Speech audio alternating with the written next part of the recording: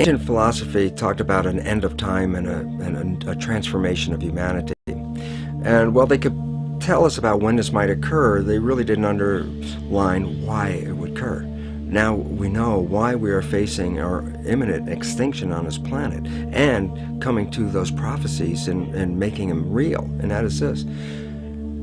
We base our world on knowledge. Knowledge is power. Lack of knowledge is lack of power. Well, the knowledge that we've been operating with for many centuries, and the last couple hundred years specifically, the new scientific knowledge, is not actually found to be valid today, which means we've been operating from misperceptions, misbeliefs about the world comes. Well, the idea is very simply this: if you don't understand, if you have a misperception of the world, it can kill you. And so the significance, I'll give a simple example, is that if we had an anorexic person sitting right here, and you and I looked at this anorexic person, we say, well, this person's near death, skin and bones. And we should ask them, what do they see when they look in the mirror? They say, well, I look in the mirror, I see this overweight, bloated person. And so they have a misperception. And what does the misperception lead to? It causes their brain to send chemistry to their body to reduce more weight. And because of a misperception, they're going to kill themselves. There was nothing wrong with their biology, it was their perceptions that were wrong. Well, we have three misperceptions that are causing our extinction. One is the belief that the material realm is all there is and all that matters, so that matter is all that matters. Number two is the belief that genes control our lives, which make us victims because we didn't pick the genes and can't change them and they have power over us. And the third one is an extension of Darwinian belief that says that the world is based on a struggle for survival. We all know about the rat race. And why is it a rat race? Because our fundamental belief is that if you don't go out there and fight to stay alive, you'll be trampled and killed. And so we see a world based on this Darwinian world, a nightmare of a struggle for survival, which involves war and competition and gouging each other, for each one climbing up on the back of another to stay alive. So what's wrong with these perceptions? Well, number one, the belief that matter is all that matters. That's a Newtonian belief. Quantum physics has come in and said, boy, did you make a mistake on that. It's not the physical matter that's most important, it's the invisible stuff you can't see, because it's the invisible fields, the energy fields, that shape matter in the same way that a magnet can cause the shaping of iron filings. So if you look at the structure of what's going on in here and blame it on the structure, no, you missed it. It's based on the invisible. But the biggest part of contribution to that invisible from us is our mind. Our minds are shaping the world. So whatever we believe is like a magnetic field that shapes our biology and our life to conform to the belief. So it says, wow, if that's true, then all of a sudden we should put more emphasis on the mind than on the body part. And that if we change our beliefs, then we can save our world. Myth number two was that genes control us, the belief of a victim. Again, cancer's in my family, what can I do about it? Might as well enjoy my life now. And all of a sudden we become irresponsible. Why? Because I said, well, if I can't control it, why do I care? And then irresponsible nature leads us to the extinction as well. The new science says, no, genes don't control your life, your mind controls your life. That your mind, acting through a new thing called epigenetic control, a new mechanism by which the environment or the perception of the environment controls our genetics, is what controls our heredity. And all of a sudden it says, well, then it means if you change your mind or your perception, then you change your biology. And the answer is absolutely. So you're a master of your life rather than a victim. And a third one that says, get all the matter you can, take it from the earth, rape the planet, gather it all in your yard because that's a measure of your success. Turns out No, it's not. And the competition you use to gather all this matter is actually now found to be destructive, because evolution is based on a cooperation. When we look into the biosphere, it's all a balanced, harmonious community except for us, because our belief says it's a struggle. The plants and the animals behind me, they look at it as this is a garden for them. We're the only ones that are out of the garden by a misperception.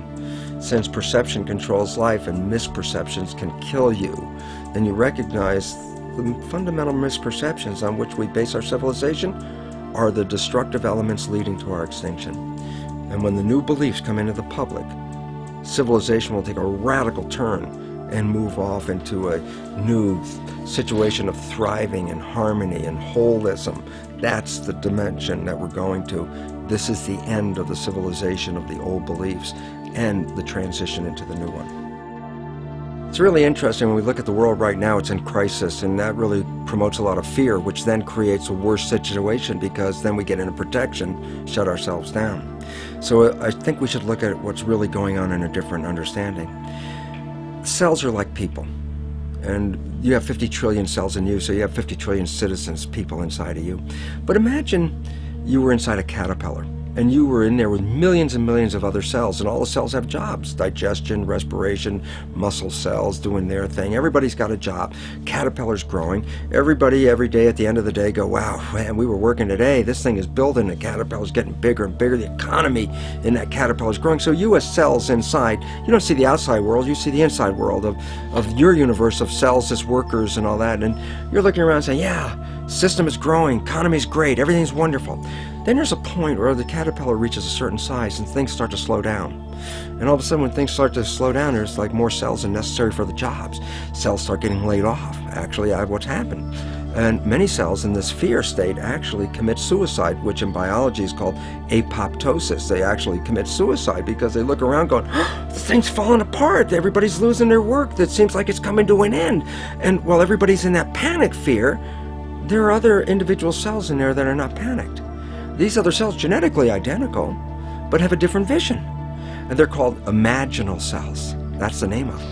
And these imaginal cells, they're in the midst of all this falling apart of their civilization, are looking and say, there's something better and more beautiful in front of us. They're the ones that create the butterfly. So from the same population that's going down with the caterpillar, many of these imaginal cells, which are the equivalent of cultural creatives, have a new vision for this civilization, saying, wait, restructure this thing. We can restructure this. We can make something far better. What's happening in the world today is the end of the caterpillar. And the imaginal cells are making themselves known with new ideas, new visions, and new ways out, because there is a far better way out. It's not the end at all. And most importantly, it's the young people have to recognize they're the population of imaginal cells, because it's up to them to take what was brought into the civilization and restructure it so they can build that butterfly civilization that is far more magnificent. So rather than looking at fear, right now, look at this as the moment of opportunity, because there's something so much better on the horizon, but we can only get there by eliminating the structure as it is now, because the structure as it is now is providing for our extinction. Why is the myth perception of genes such a problem? And the answer is, if you buy that genes control you, then you buy yourself as a victim. And as soon as you buy yourself as a victim, you let go of your power in creating life.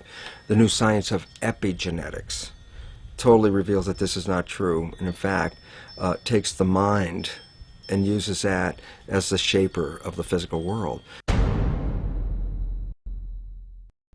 And the third myth perception that is affecting us right now is a Darwinian belief that evolution is based on a struggle for survival, with the fittest being the winners. So that, what does all this lead to? It leads to a belief of materialization, that matter is all there is, and that people fight over the matter, because whoever has the most matter wins, according to the Darwinian theory of having the most and being the winner and being the fittest.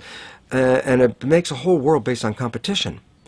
And the new science completely undermines that whole thing, because the new science says evolution is based on cooperation. And if you don't cooperate, then the whole thing is lost. What we're seeing right now is, with all the competition of each other destroying each other, wars, competing for material existence, raping the planet and tearing it apart to get some piece of it to hold in your hands and say you won the game.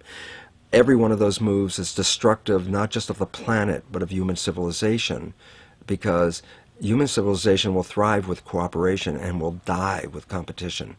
And we're caught up in these three old beliefs, these three old myths as being truth. And if you operate from these truths, then you end up with the extinction that lies before us.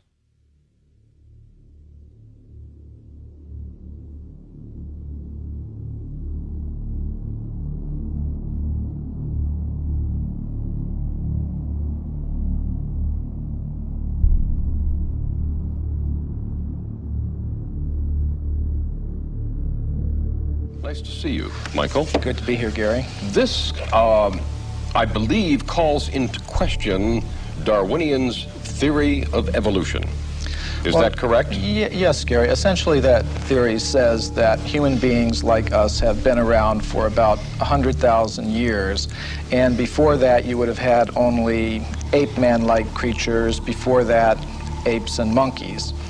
What we found, however, when we looked into the entire history of archaeology, my co-author and I did 8 years of research. We looked at every archaeological discovery that's ever been made, and what we found is that there are hundreds of such discoveries that indicate human beings like ourselves have been around for literally millions of years. You know, we had to do 8 years of research, translate papers from German, Russian. You referred to in India the Vedic literature? Well, yes. What is that? I was saying in the beginning that we do take our inspiration from these ancient Sanskrit writings of India.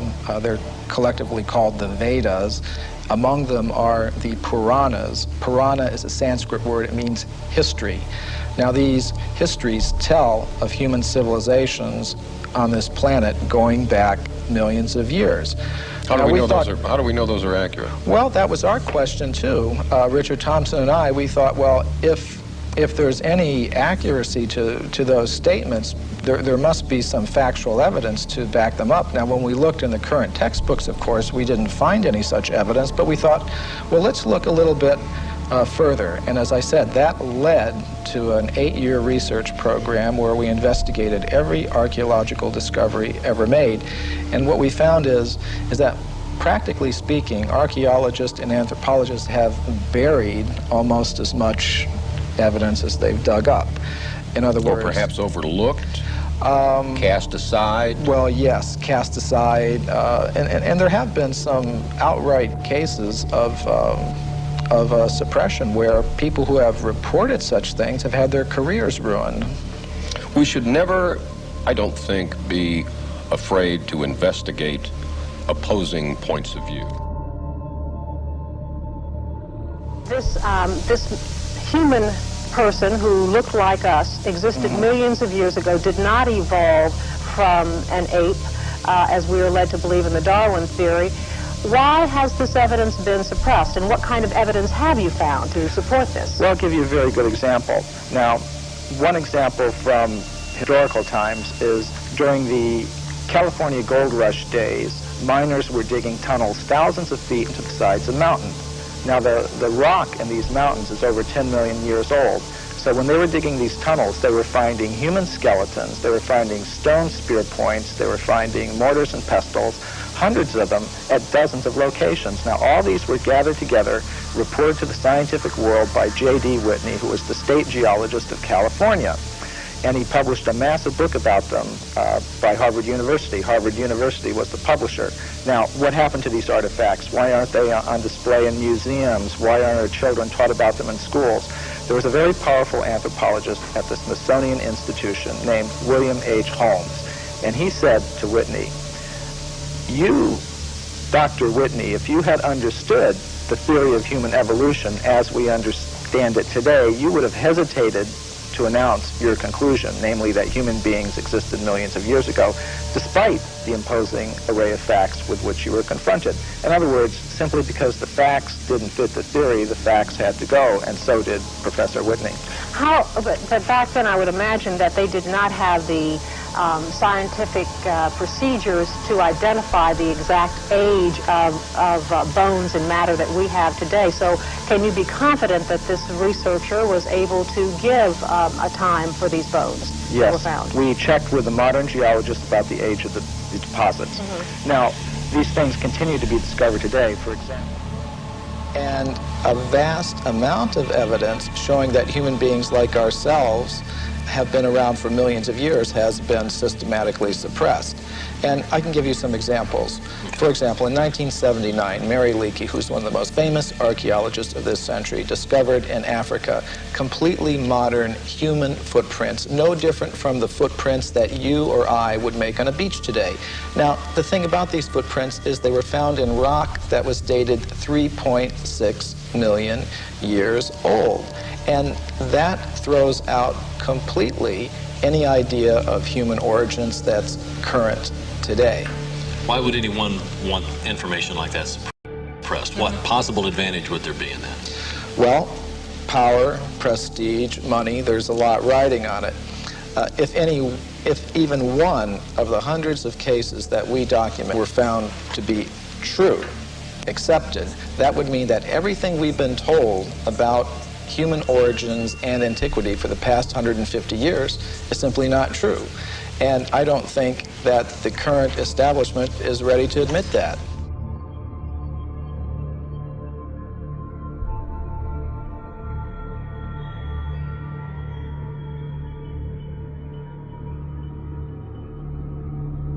I think that scientists find it harder in some ways than many other people, you see, and some other people, because there's still a strong commitment, even perhaps partly unconscious, to the old atomistic worldview.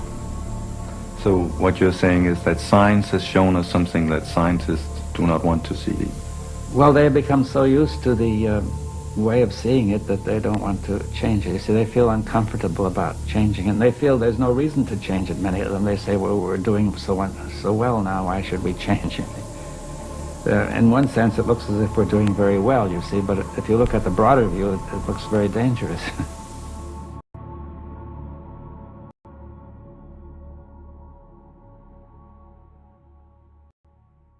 In the 1940s, there was a scientific magazine called The Geologist, and it reported that in Macoupin County, Illinois, which is right here in North America, in the United States, a human skeleton, just like ours, had been uncovered in a coal mine, in solid coal, 90 feet deep underneath the ground.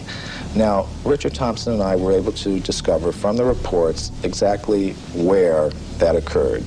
And we talked to the Geological Survey of the state of Illinois, and we asked them, well, how old is the coal there? And it turned out it was 300 million years old, which means it's older than the Jurassic, that word that everybody knows now, that refers to the dinosaurs. In other words, it was older than the age of the dinosaurs. Wow. Okay, so that throws a whole new spin on it. Yes, indeed it does. And some of the scientists who have read the book have obviously recognized that. For example, William Howells, who is one of the big anthropologists of this century, one of the architects of the current paradigm, he said, well, if what you say here is true, it more or less throws a monkey wrench into our whole picture of how life originated on this planet. And I think it does. Something you alluded to a few moments ago I want to bring up again. You talked about man coexisting with apes and coexisting with another kind of ape-man creature, and you again mentioned North America, and I think, of course, there's always been a lot of interest in Bigfoot, which is essentially where this is coming from. Some of the information that you brought forward is that this is just a descendant of this same wild man creature that was existing years ago. That's a distinct possibility. Now, when I first heard about this subject, I was extremely skeptical, but what turned me around is when I began to read reports about these creatures by very well-respected anthropologists. For example, Grover S. Krantz, who's at the University of Washington, up in the Northwest, he has extensively studied the footprints of these creatures, and he says they're biologically convincing. There is no possible way that they could have been hoaxed, and he's pretty well convinced that these creatures do exist. So that's the sort of thing that convinced me that there is a very good chance that they're there, and from the descriptions of these creatures, they seem to match very well some of the descriptions that we get of the ape-man-like creatures that supposedly existed millions of years ago. Okay, so, but yet we keep coming around to the same thing. People just don't want to believe it. They just, like you said, well, they're skeptical. They go, oh no, that's just a hoax. They're not hearing the information that noted scientists are finding. Well, all we really wanted to do in our book is put the facts on the table, all of them, not just the facts that you will see in the current textbooks, but all of the facts that are relevant to this whole subject, and let people draw their own conclusions. One of the questions I first came up with when I was reading the book that you did answer in the book that I'd like you to explain was that I said, well, gee, don't we have all these machines now that can look at the footprints or the bones or whatever, and that will just tell us how old it is? Oh, this is a very common perception. We have such faith in technology and those who employ it that when we hear about things like carbon-14 testing or potassium-argon testing, we think it really is a very simple process, almost like you pop something in the microwave and boom, it comes out. It's not like that at all. These are very complicated procedures. What I found in practice is that scientists may run several tests on the same piece of bone. Some of the ages will be very great, some very small, and they will tend to pick the date to publish in their scientific literature that most fits the idea that they start out with about how old the fossil should be. Now that often happens. What do scientists and researchers have to gain by distorting their findings? I mean, you would think that if they truly think that they found evidence of man pre-existing the dates that we take for granted right now, that they would want to be published, that they would want people to hear about this, that they would get their name up in lights, as it were, as making this remarkable discovery. Why is this so suppressed? Well, there are tremendous pressures for conformity within the scientific community. For example, for every academic post that opens up, every professorship that opens up in an American university, there are generally hundreds of applicants. And it does not help your reputation if you go reporting things that should not be reported. It could be very bad for one's reputation. And in our book, we document several cases of that. For example, Virginia Steen McIntyre. She's a geologist who I personally know. She lives in Colorado now. She went to Mexico in the 1970s, and she was a geologist with the U.S. Geological Survey. She dated a site there where some human artifacts have been found at 300,000 years. All her test results show that that was the age of that site. But because that went against the dominant idea that human beings have only been in North America for 30,000 years, she said she was not able to get the report published. She was labeled a publicity seeker and a maverick in her community of scholars, and she said she eventually lost a professorship that she held at an American university because of this, and hasn't been able to work as a geologist since. Now, this is not the normal picture that we have of how science works, but unfortunately, these are the sorts of things that can happen, and these are the sorts of pressures that can be applied in order to keep a certain view intact. So So what do people need to do now? They apparently, we need the public to open their minds up a little bit more to alternative ideas to what we've been taught. Well, I think one thing we need to do is develop a little bit more of a healthy skepticism towards pronouncements from spokespersons from the scientific community. Just as we've learned not to accept without question every pronouncement that may come from, the press secretary of a politician or the public relations office of a corporation. We may want to dig a little further, keep an open mind, have some healthy skepticism, and I think perhaps we've placed spokespersons from the scientific community on a little bit of a pedestal, and we may need to give them the same sort of treatment that we would give to spokespersons from other groups in society. Let's just put the facts on the table and look at them and see how they've been dealt with. It shouldn't matter, what your motive is. It's like bowling. If you bowl a strike, who cares if you're doing it for this reason or another? I mean, facts are facts. Now, the facts that we've uncovered... Well, we know statistics can be distorted for whichever way someone wants them to be distorted. We know that. Right. You and I could take the same statistic and change it around and make it look different. So let's look at them. You have talked in terms of the fact that scientists don't cheat. That's a myth. You say there's actual cheating going on.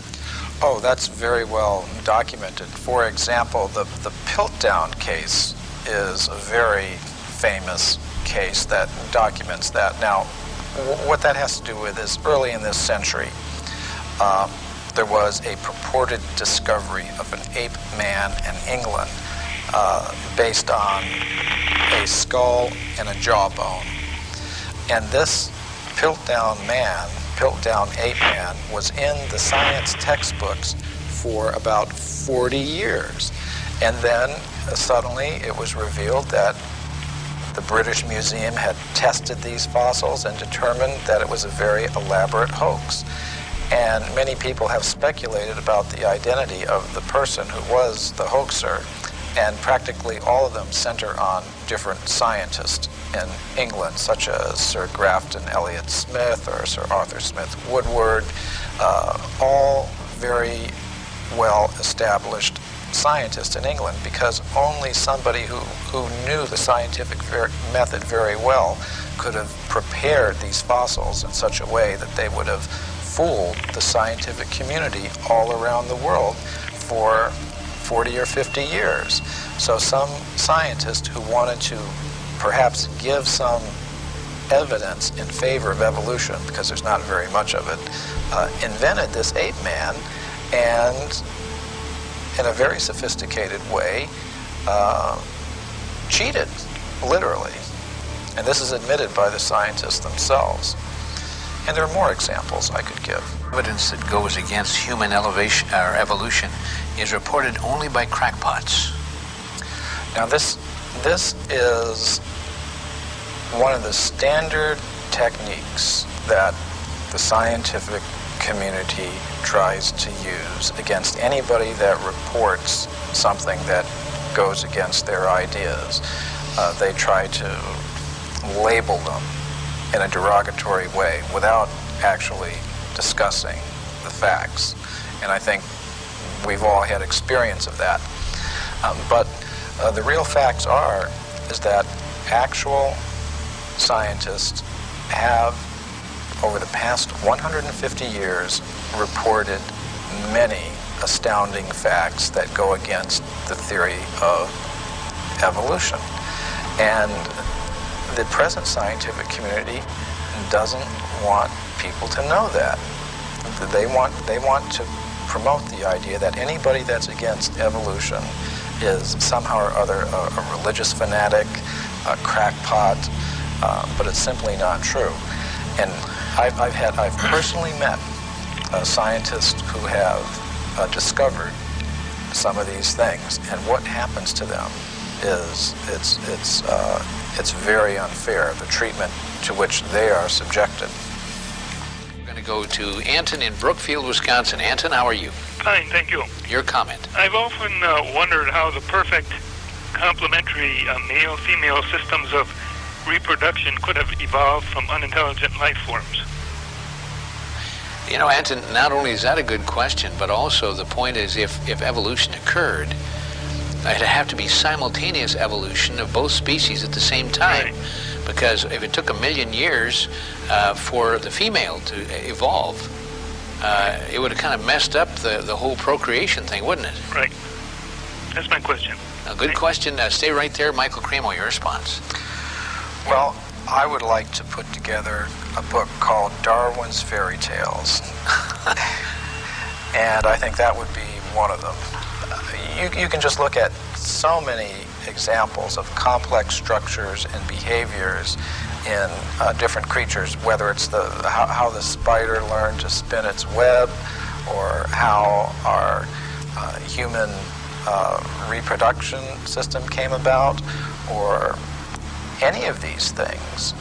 They're a complete mystery. They're not explained even theoretically by the evolutionist, and what they do is, when they want to explain anything, they just wave their magic wand and said, it happened by evolution. And that's why I call it Darwin's Fairy Tales.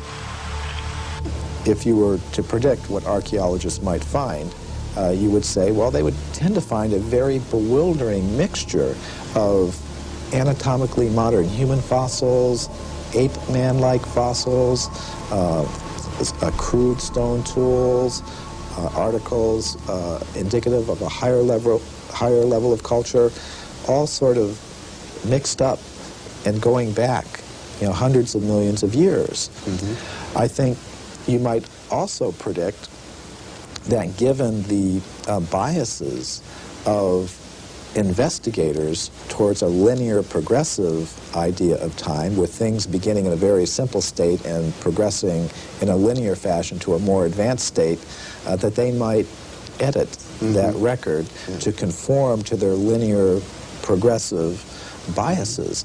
And indeed, both predictions we found in our investigations do come true. You actually do have that very bewildering, mixture of advanced artifacts and bones mixed up with more primitive ones, going back hundreds of millions of years.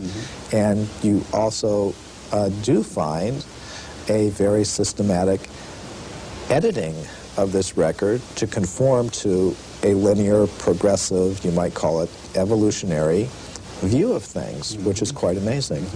Of course, if we have this sort of cyclical picture, circular picture of things, much of conventional science will need to be readjusted.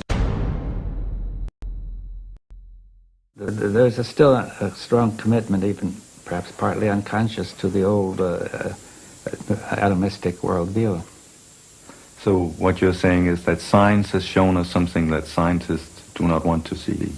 Well, they become so used to the way of seeing it that they don't want to change it. You see, they feel uncomfortable about changing it, and they feel there's no reason to change it. Many of them, they say, well, we're doing so well now, why should we change it? In one sense, it looks as if we're doing very well, you see, but if you look at the broader view, it looks very dangerous. Many people are talking about this new worldview that's coming up these years. Do you see a new worldview coming up in the Western world? Well, in a certain part of the Western world, yes. I think a worldview in which there's more focus on wholeness, on process, rather than on analysis into parts and more static constituents. But does that come up because we want it, or because we are forced to take on it? Well, probably both. I mean, that is, I think a certain fraction of the people want it. Perhaps they're tired of the old one, they don't feel it's working. And also there's some evidence for it, I think, especially in physics, and probably in other sciences as well. The evidence in physics comes partly from relativity and partly from quantum theory. perhaps more from quantum theory than relativity. Again, all of these you see combine to the notion that the universe is a kind of indivisible whole rather than analyzed into constituent elements which interact as separately existent. So the classical level, Newtonian level, is explained by quantum mechanics as a limiting case, you see, of a more, so that you have a whole, but the whole determines itself to behave somewhat like independent parts in many cases. So even whether it's going to be behaving like parts is determined by the whole, right? But what we can see is the parts rather than the whole. We see, in physics, we see the parts because that's the way we approached them the last few centuries. I don't know if, you see, I think our perception is influenced by our way of thinking so that we accept this mechanical way of looking at things. But if you went back 1,000 or 2,000 years, I don't think people actually saw the parts as primary.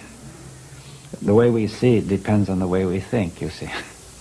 We actually make up everything in the sense all these theories are made up by us, but in these theories we place the parts, we may either place the parts as fundamental or the whole as fundamental. Now the quantum mechanics is placing the whole as fundamental. That's, I think, the most basic change it makes, right? Finally, every theory is made up by us, and we're going to see whether we can apply it coherently to reality. You see that I think we could make an infinity of different kinds of theories, and some of them would be more coherent than others, you see. For example, if somebody is said to be mentally disturbed, he has another theory which we think is incoherent, but to him it looks coherent, right? Because we can always ignore what is not working, you see. Or we say we'll solve that later. You just said that in reality we make it all up, not just the parts, but also the wholes. Could you explain? Well, I think that's the question. What is the relationship of theory to reality, you see? Now, one view is that it reflects reality, you see. Now, that I think that it corresponds to reality. I think that view is only limited, right? Like a map is said to correspond to a city, but there's nothing on the map that corresponds to anything in the city. In the map you see dots of print, and the city, which is very vaguely defined, the city is also vaguely defined. So what corresponds is certain abstractions that we abstract. Right? But the map, the real test of the map is that it guides us correctly in the city. And if it's a wrong map, we will find incoherence, right, in our action, right? Now, you see, so therefore we make it all up, but the question is how coherent is it when we try to make it work? You see, that's really the key. Some theories are more coherent than others, but it's often hard to tell because when we come to a theory as broad as a worldview, we find it very hard to detect incoherence because the worldview tends to state that things that don't fit are irrelevant, or else says we're going to get them in order later. We haven't solved that problem yet. So incoherence can easily be not noticed, right? But if people are and also people would like not to have their worldviews questioned, because they have got used to them and feel comfortable with them. So therefore, it's very hard to question a worldview.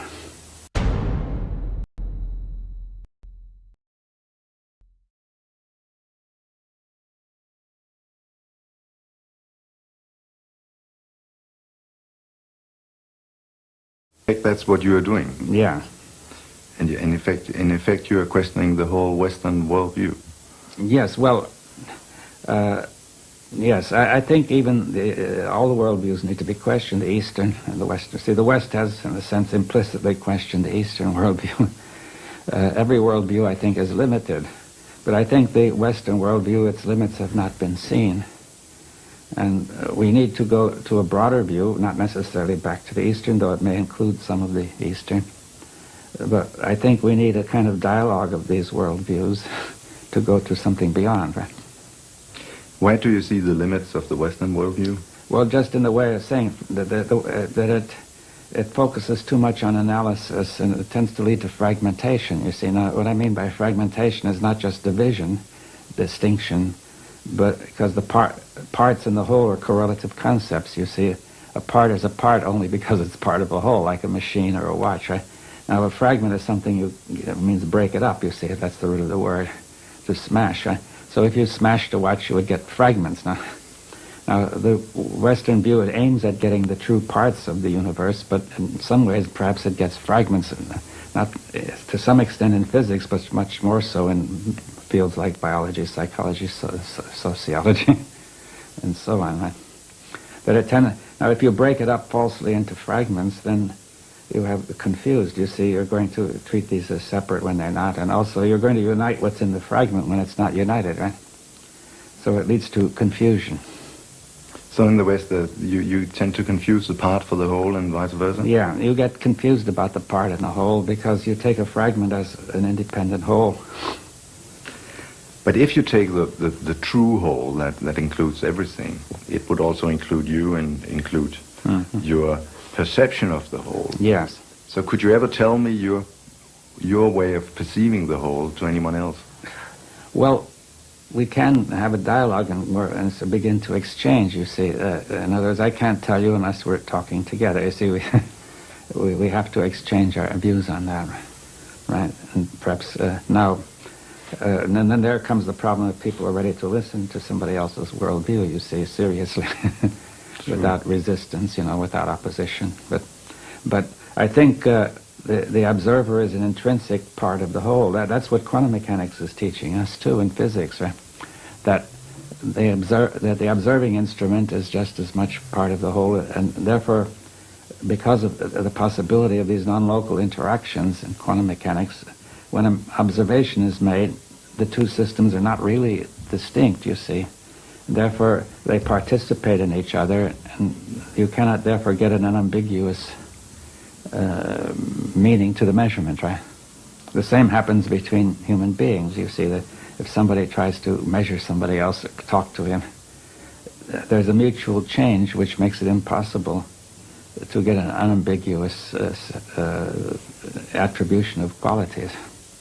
It's not possible to say what David Bohm would have said in another interview. No. Tomorrow at the same time. No, because we're participating together, so what I am is affected by what you're doing and what you are, and vice versa, right? That's exactly the sort of thing that happens in quantum mechanical observations. Okay, if I say then that when I think about the whole and the part, I end up understanding that if you understand the whole, you're not able to tell it to anyone else because then you step out of the whole and become a part. Well, I think there's a kind of communication. See, this is the point about having a different worldview. There is a kind of communication that does not begin by denying wholeness, you see. You see, if we say, here am I and here are you, and then we have already divided it, right? But perhaps we could communicate in the spirit of the whole without assuming that division, right? See, we're not trying to tell, that means I'm not trying to tell you what I think, you not trying to tell me, but rather together we are trying to discover how we're going to think together. Do you see the difference?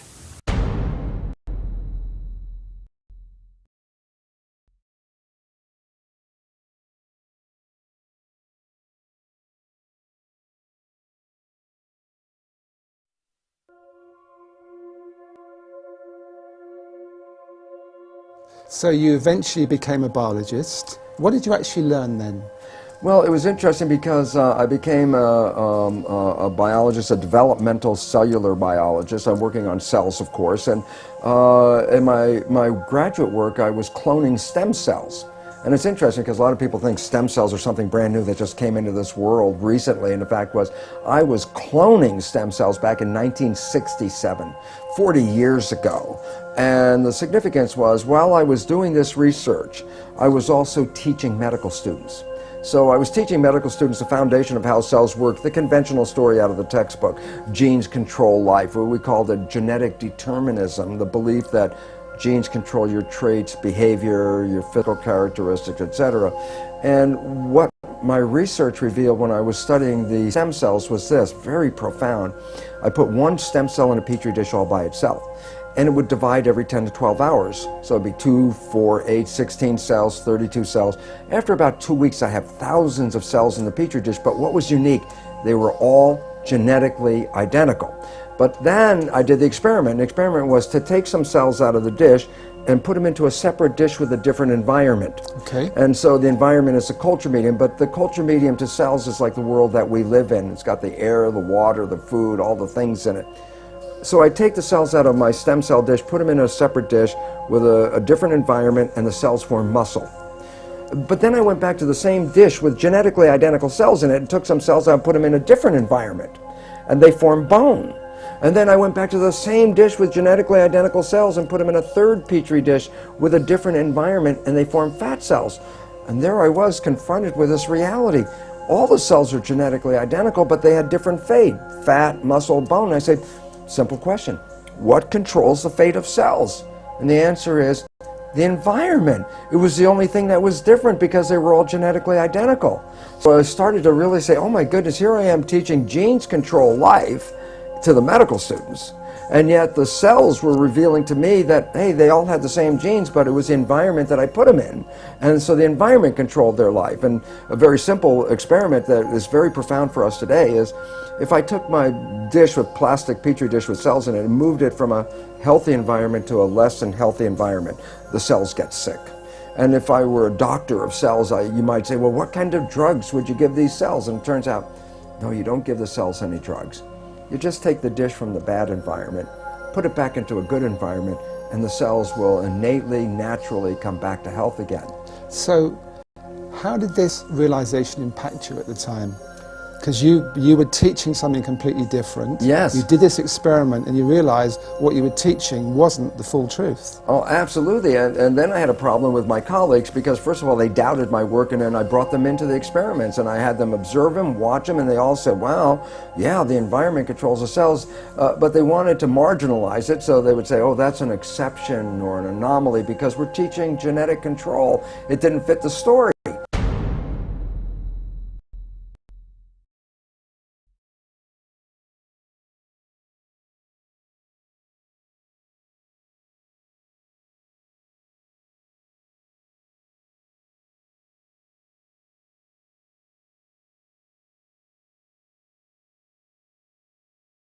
Had me to do was, I had tenure at the university. I walked out of the university and said, look, I can't keep my integrity and at the same time teach something I know was patently wrong. So I walked out because I saw that teaching the belief that genes control life was very, very incorrect. And it's very interesting because I did that in 1970. Now that's like 40 years ago. And guess what? The new science that is just coming into the forefront of our world today is something called epigenetic control. What I was teaching was genetic control by genes. The new science, which is now coming around, is called epigenetic control. And what that means, you understand the prefix epi means above. So you say epidermis, that means the layer above the dermis skin.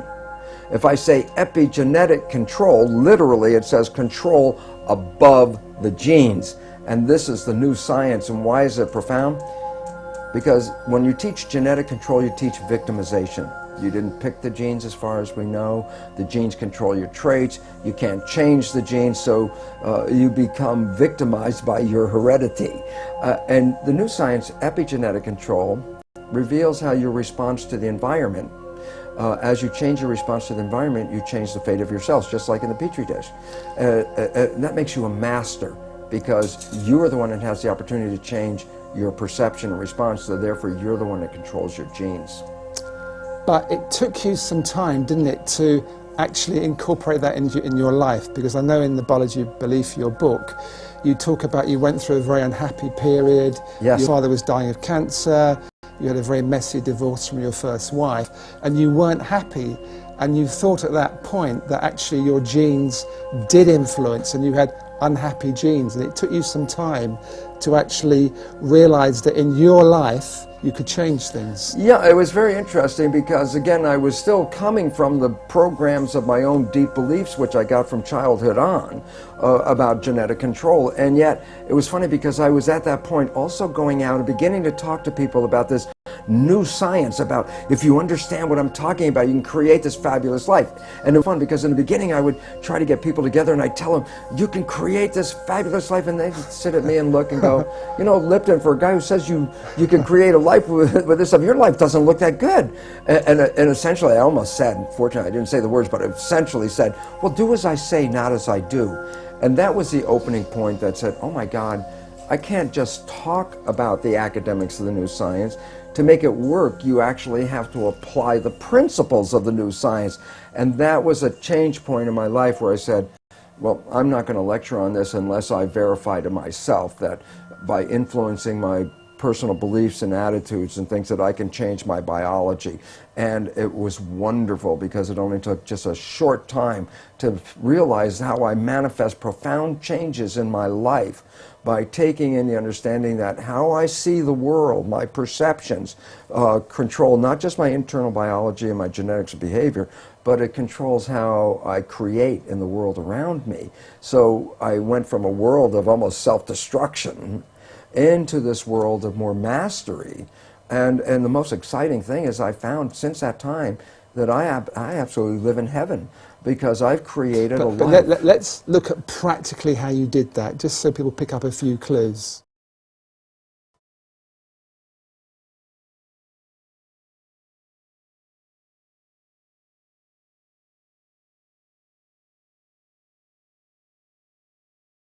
Okay, the work showed that your mind's perception of the world changes your biology, the chemistry of your body, which changes your cells.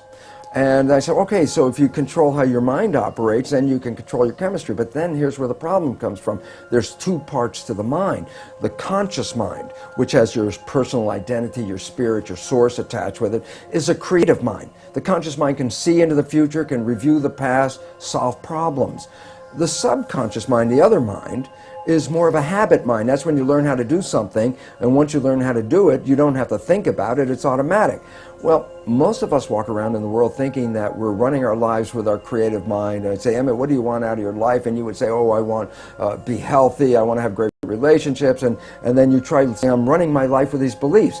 But science has now revealed that we only run our lives with our conscious mind at most about 5% of the time. So we're running on these subconscious programs. 95% of the time. Okay. And then the issue is, well, where'd you get the fundamental programs that you operate from? And here's the thing I learned is that it's in the first 6 years of our lives that the brain is in a functional state, an EEG state, the electrical activity, that is not even in consciousness. A child doesn't even reach conscious brain function until about 6. So the first 6 years of your life, your brain function is lower frequency. It's called theta, which is like a hypnagogic trance, a hypnosis.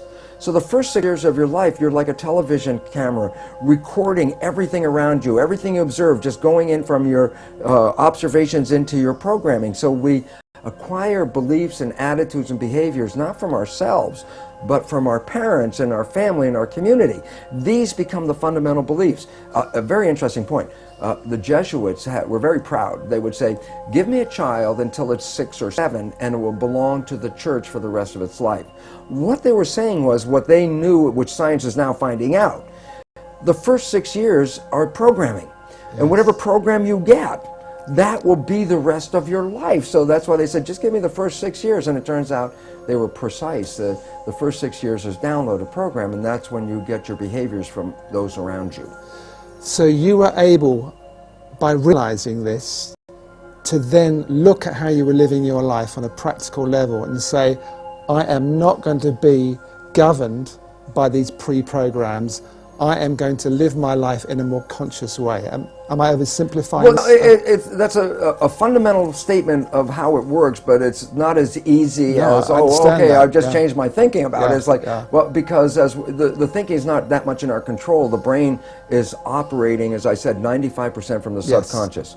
But how did you actually then get results in a relatively short space of time? Well, the first thing, how does the subconscious learn? And that's a very critical thing. The conscious mind can learn from reading a book. So the subconscious mind can read a self-help book and you go, wow, that sounds really great. And then you find you read the book, but your life is still the same. And it turns out, why? And the answer is because the subconscious mind is more of a habit mind, things that you repeat over and over again. Yes. So the reality is, if you can stay conscious, be present, and when those negative thoughts come in our head, and psychologists tell us 70% of the time, the thoughts that are going through our head are negative and redundant, so the same negative thoughts are going through. If you could stop those thoughts, if you could hear them as they come through, like, oh, that's not going to work, or this will never happen, those kinds of thoughts.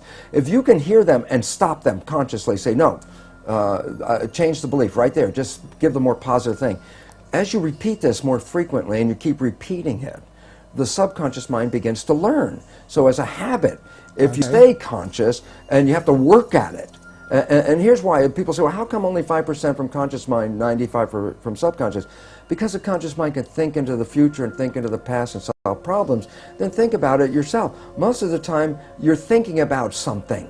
Well, if you're thinking, you're using the conscious mind. Well, if you're using the conscious mind for thinking, then who's running the show? And the answer is, when you're not paying attention and you're thinking about what I'm going to do tomorrow, your subconscious is running the show. So you used the word be present. Be present. Which be mindful. We hear a lot. So be mindful, which really means be aware of what's going on. So you get an automatic reaction, you're aware of that, and you say, I don't want to go there, that's an old pattern, and you look at a new way to be in that situation. Exactly. And you have to repeat it over and over again, because if you think, well, I got mad at myself yesterday because I repeated that same stupid thing, and I got mad again today because I repeated the same stupid thing, and then people give up because they get frustrated. And it's like, no, it's a habit. So you have to every day, but ultimately you can repeat it. Yet there are, fortunately now, very many new healing modalities that can help you rewrite the subconscious beliefs much faster. So I get very excited because some of this may take work for people, because you have to really be present, and yet we're so bombarded with information and our lives are so busy that our conscious mind is almost always wandering, trying to resolve issues and problems and things we have to work out, which then means the subconscious mind is running the show. And it's very interesting, because most people will be very familiar with this story. I tell it to my audiences and they all laugh because they're familiar with it. I say, look, you have a very close friend. You know your friend's behavior. And you happen to know your friend's parent. And at some point you see that your friend shares the same behavior as their parent. So you casually volunteer, you go, you know, Bill, you're just like your dad. And that's when you have to back away from Bill, because Bill's the first guy that says, how can you compare me to my dad? And everyone laughs because they're familiar, but I say, no, there's two very profound points from that one story. And profound point number one, everybody else can see that Bill behaves like his dad. He got his programming from his dad. It's only Bill who doesn't see it. And profound point number two, we're all Bill, because all of us got programming, and all of us operate with these programs, and we don't even see we're doing it. That we, even when told we're doing it, will deny that we do these behaviors because we don't even see when we're doing it. That's why it's called subconscious, below conscious. Because you went from, and I'm quoting from your book, wanting to be anyone but me, to being, I think you quote yourself as the happiest man in the world. You felt so happy. Oh so my gosh. you proved that this can work. Well, I had to, because I said when I first started talking about it, it was from an academic, conscious point of view. This is what I learned. But my subconscious programs are still exactly the same. So, well, I had this wonderful knowledge. My life still wasn't anything I wanted to brag about it, because it wasn't. And as you know, that old game, well, who would you like to be? And I could think of anybody I'd rather be than me. And yet, when I started to apply the new science and rewrite the subconscious so it supported me rather than the programs of limitation or disempowerment that we get from our parents and our community as children, which almost all of us get, when I put in the new programs, all of a sudden I started to find, my goodness, my life completely turned around. All wonderful things started happening in my life. I was healthier. I haven't been to a doctor in 20 years. I don't need that. I don't take any of their drugs. Why? Because most of the illness is just from the stress of not living in harmony. And when you learn to get rid of the limiting programs that we got as children and put in programs that support you, guess what? Then all of a sudden the place turns into heaven. And it's interesting, people, I tell people, well, you create your own life, and then they look around and go, oh, I don't want responsibility for this, but I say, well, you didn't know you were creating with these unconscious beliefs.